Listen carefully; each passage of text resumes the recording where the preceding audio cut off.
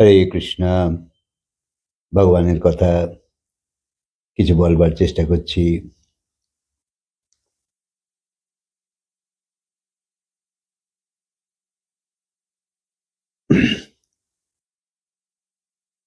কোনো বিপরীত শব্দ ছাড়া কোনো কিছু হয় না। কোথাও ধনবত্তা, কোথাও নির্ধনতা, কোথাও রুগ্নতা, কোথাও স্বাস্থ্যবান, কুরূপ স্বরূপ ইত্যাদি ইত্যাদি। সংসারী না হলে সন্ন্যাসী হওয়া যায় না। যখন তুমি ভোগের সঙ্গে যুক্ত ছিলে তখন তুমি সংসারী, আর ত্যাগী তুমি তখনই হতে পারো সংসারী হলে। ভোগের সঙ্গে যুক্ত থাকলে তবে ত্যাগী হবে। সেই রকম সংসারে যুক্ত না হলে তুমি সন্ন্যাসী হতে পারবে না। সম্বন্ধ এইরকম বিপরীতই হয়। যখন মৌনতাই বক্তব্য, সেটা হলো ভিন্ন রূপ। অর্থাৎ সংসারে দুটো জিনিস সাথে সাথেই আছে সমান ওজনের। না ঘৃণা বেশি, না প্রেম বেশি। জীবনের প্রতি পলে স্থিতি বদলে যায়। যখন তুমি জোয়ান আছো তখন মোহ বেশি হয়, এসব আমার, এসব আমার, এসব আমার, এসব আমার, এরা আমার, এরা আমার। এ হলো যৌবনের ভ্রম। তখন প্রেম বেশি আসে, ভোগে মন বেশি হয়, এটাও যৌবনের ভ্রম। আর যখন তুমি বুড়ো হয়ে যাও তখন ত্যাগের ভাষা বলতে থাকো, এ হলো বৃদ্ধা অবস্থার ভ্রম। তাই জোয়ান এবং বুড়োদের আলাদা আলাদা ভাষা হয়। বুড়ো বলে এসব স্বপ্ন যা তুমি বলছো, আর জোয়ান বলে এ তোমার পরাজয়ের কথা। এসব তুমি বুড়ো হয়ে গেছো, মৃত্যু নিকটে আসছে, তুমি মৃত্যুর জন্য ঘাবড়ে গেছো, তুমি বুড়ো তাই আস্তিক হয়ে যাচ্ছ। আর জোয়ান নাস্তিক হয়। বুড়ো ঈশ্বরকে মানতে শুরু করে, আর জোয়ান নিজেকে ছাড়া আর কাউকে মানতে চায় না। জোয়ান বলে বুড়ো মৃত্যুর ভয়ে ভীত, ভয়াতুর, অর্থাৎ ভয়ের জন্যেই ঈশ্বর ভাব আসে।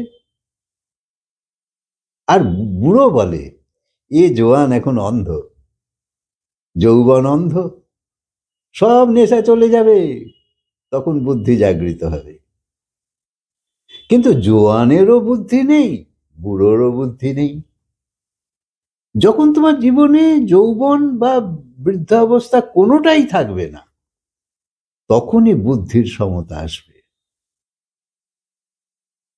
জোয়ান যৌবন নিয়েই সমস্যায় থাকে, আর যৌবনের ভাষাই বলে।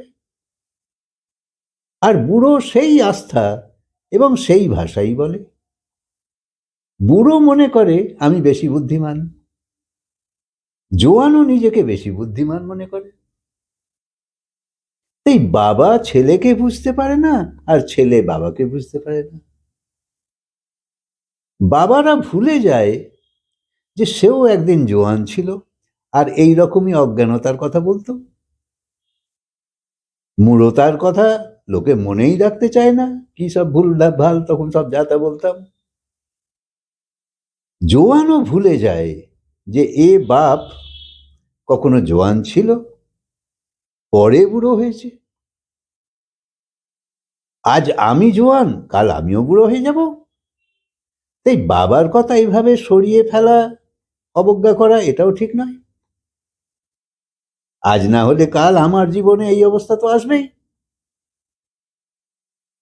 তাই বুড়োকে এই এরকম তিরস্কার না করাই ভালো। কিন্তু না, জোয়ানও অন্ধ, বুড়োও অন্ধ।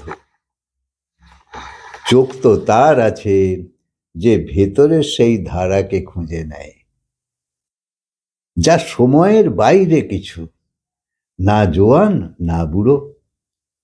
কাল যে পাখি গাছের ডালে বসে পঞ্চম সুরে গান গাইতো, আজ সে বুড়ো হয়ে গেছে, সে গান আর আসছে না।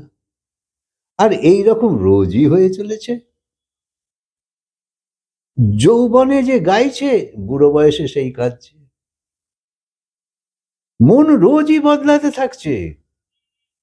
কখনো এক স্বর মাহাত্ম্যপূর্ণ মনে হচ্ছে, তো কখনো অন্য স্বর মাহাত্ম্যপূর্ণ মনে হচ্ছে। মনের সঙ্গে এই ধোঁকা হয়েই চলেছে, এই লুকোচুরি চলছেই। আসলে মন পূর্ণতাকে দেখতে চায়। মন কেবল অর্ধেক অংশকেই দেখতে পায়। তোমার হাতে একটা কয়েন দিলে তুমি কেবল একসাথে দু পিঠকেই তুমি দেখতে পাবে কি না? যখন এক পিঠ দেখবে তো অপর পিঠ চাপা পড়ে যাচ্ছে। আজ পর্যন্ত কোনো মানুষ পুরো কয়েনকে দেখতে পায়নি। তাই দু পিঠ একসঙ্গে দেখতে পাওয়া যায় না। তাই দু পিঠকে আলাদা আলাদা কল্পনায় জুড়ে নাও। যৌবনে কয়েনের এক পিঠ দেখছো, আর বুড়ো বয়সে কয়েন ঘুরিয়ে অন্য পিঠ দেখছো।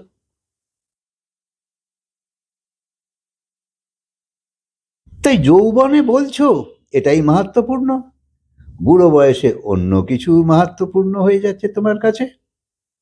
তাই যৌবনে রাগ রঙ্গ মাহাত্ম্যপূর্ণ ছিল, আর বুড়ো বয়সে ত্যাগের ভাষা মাহাত্ম্যপূর্ণ হয়ে যায়। যৌবনে সিনেমায় যাচ্ছ, বুড়োবেলায় মন্দিরে যাচ্ছ। যেখানে রস রাগ বৈভব বিলাস, বুড়ো বয়সে সেসব নয়, সন্ন্যাস জীবনের কথা। ত্যাগ বিরাগ সব ভাষায় সব হয়ে যায়, বদলে যায় সব কিছু। এই যখন সিকির অপর পিঠ, কয়েনের অপর পিঠ তোমার সামনে আসে, তখন এরকমই দৃশ্য হয়। অর্থাৎ জীবনের কোনো অবস্থাকেই তুমি বেশি মূল্য দিও না, কারণ আজকে যাকে যে অবস্থাকে মূল্য দিচ্ছ এও তোমার হাতছাড়া হয়ে যাবেই। কারণ দ্বিতীয় অবস্থাতেও তোমায় যেতেই হবে, আর সেটাও সমান মূল্যবান। যৌবন এবং বার্ধক্য সমান মূল্যবান। যদি একবার এই দুই অবস্থাকেই দাঁড়িপাল্লার দুপাশে সমানভাবে রেখে দাও, তাহলে তুমি উভয় থেকেই মুক্ত হয়ে যাবে। মনের সমস্ত বিরোধকে সামনে রেখে যদি দেখে নাও, তো সন্ন্যাস সহজ হয়ে যাবে। সেই বোধটাকে ধরো যে জীবন এইরকম অবস্থার যে রূপান্তরণ হচ্ছে, এ একটা নাটক চলছে সবাইয়ের মধ্যে। তাই আজ এক রকমের পাগল, কাল আর এক রকমের পাগল, এ তুমিই করছো, কিন্তু তুমি তো একলাই সেই আছো। তোমার মধ্যে বিভিন্ন বিভিন্ন ক্রিয়া এইসব নাটক চলছে, তুমি পাগল হচ্ছ এক এক সময় এক এক রকম।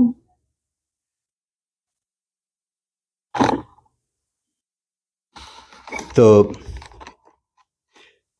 তাই যদি তুমি একবার দুটো অবস্থাকেই ঠিকভাবে বুঝে যাও, তাহলে দুটো অবস্থা থেকেই তুমি মুক্ত হয়ে যেতে পারো। তাই যে দ্বৈত থেকে মুক্ত হতে পারে সেই অদ্বৈতের সঙ্গে জুড়তে পারে। বুদ্ধের অর্থই হলো যে নেই, অর্থাৎ শূন্য। তাই সেই শূন্যের দিকেই চলো।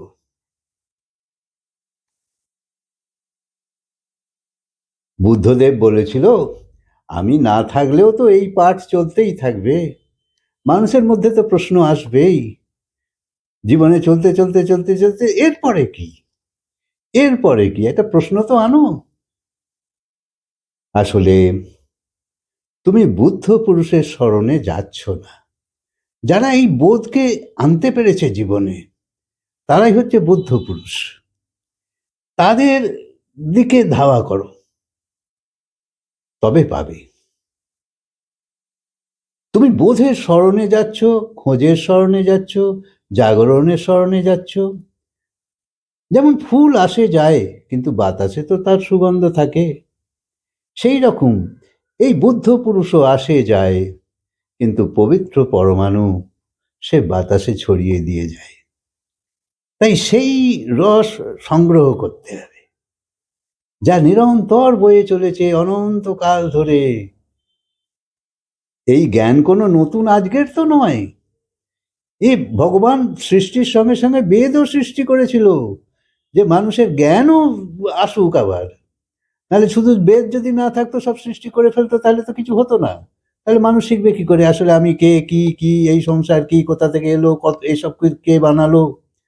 সব তো ভগবান বলেছে।